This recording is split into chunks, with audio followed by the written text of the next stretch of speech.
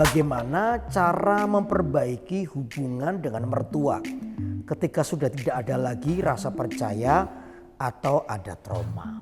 Memang ini menjadi masalah yang cukup pelik di antara menantu dan mertua. Tetapi Alkitab itu mengajarkan bahwa mertua itu adalah orang tua juga. Jadi mereka adalah orang-orang yang layak menerima penghormatan. Nah, kalau ada trauma, kalau ada rasa tidak percaya terjadi karena sebuah peristiwa, maka langkah pertama adalah Anda harus mengalami kesembuhan dulu. Kesembuhan di dalam trauma itu. Izinkan Tuhan itu menjamah hatimu di sisi-sisi trauma yang pernah kita alami. Karena dari sisi trauma yang telah disembuhkan itulah maka akan dibangun sebuah kepercayaan kembali. Bagaimana caranya? Jelas, bertumbuhlah di dalam Tuhan. Anda harus menjadi orang yang haus dan lapar dengan Tuhan. Minta kasih karunia Tuhan untuk menjamah di bagian hati Anda yang pernah mengalami trauma. Ketika Anda mengalami kesembuhan itu, saya percaya akan jauh lebih mudah untuk menerima. Akan jauh lebih mudah untuk membangun kembali hubungan yang baik. Itu yang pertama. Lalu yang kedua adalah jagalah sikap hormat.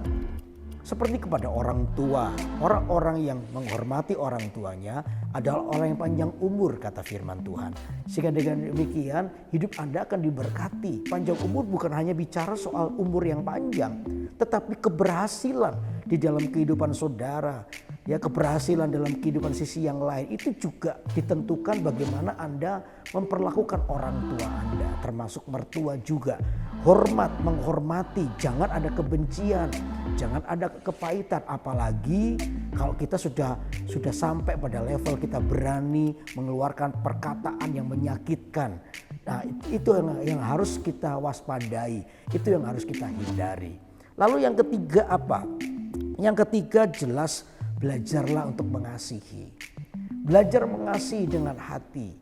Ya, ketika kita belajar mengasihi itu memang tidak mudah sih, saya mengerti, apalagi Anda pernah mengalami trauma-trauma dengan mertua tersebut.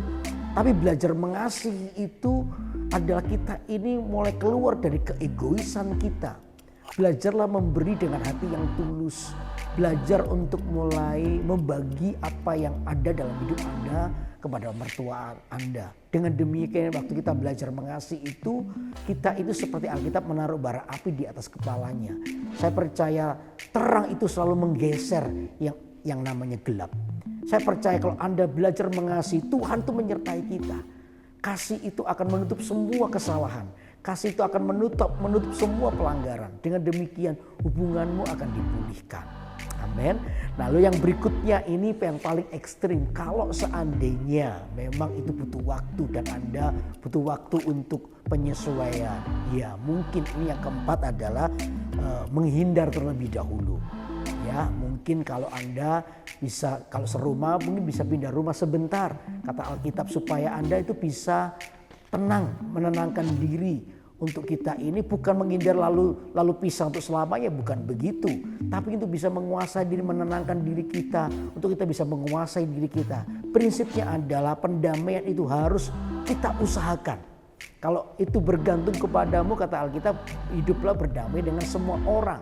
Itu yang harus kita usahakan. Lalu ketika kita bisa menguasai diri kita, datanglah kepada mertua dengan sikap hati yang baik, belajar mengasihi. Saya percaya Tuhan pasti memberkati kita. Dengan demikian hubungan kita akan dipulihkan.